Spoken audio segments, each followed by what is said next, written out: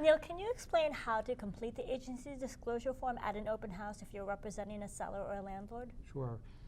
In order to complete the agency disclosure form at an open house, we first have to recognize that the broker is there to sell the property. The broker is there to represent the seller.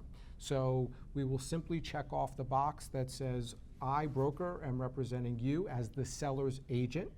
And then we will have the prospective purchaser sign, print their name, sign, and date the form.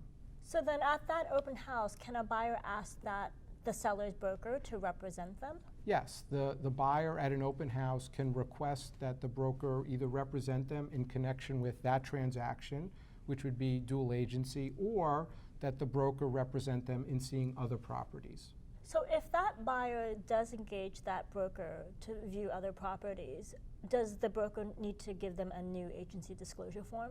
If at an open house, a buyer wants the seller's broker to represent them in connection with the transaction that they're at the open house for or seeing other properties, they can certainly do that.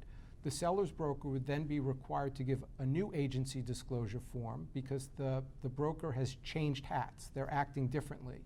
So they gave one disclosure form that said, I'm representing the seller. Now, when they're representing the buyer, they need to give a new form that says, I represent you, the buyer. Neil, can a buyer ask the seller's broker at an open house to represent them in looking at other apartments? Sure. There's nothing that prevents a buyer from requesting that the seller's broker represent them in looking at other properties. Okay, so then what happens is after looking at several other properties, the buyer decides they want to go back to the original apartment where he met the seller's broker.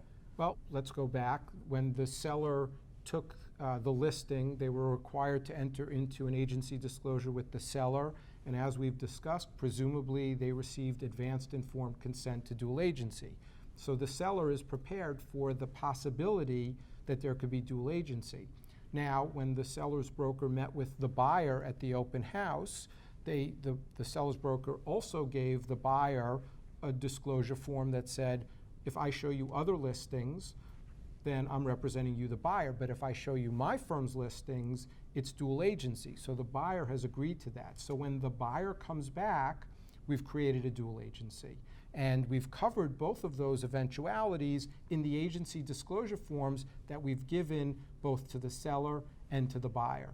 And to circle around the concept, and that is why advanced informed consent to dual agency is so important.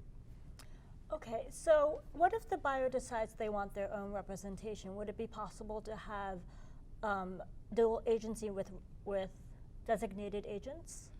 Yes. If the buyer would like to have a specific agent at the broker represent their interest, then they can request that they be a designated agent. So yes, that's fine. And one final question. Does the buyer need to be represented in this transaction? Again, there's no obligation for a buyer to be represented in a transaction, so no.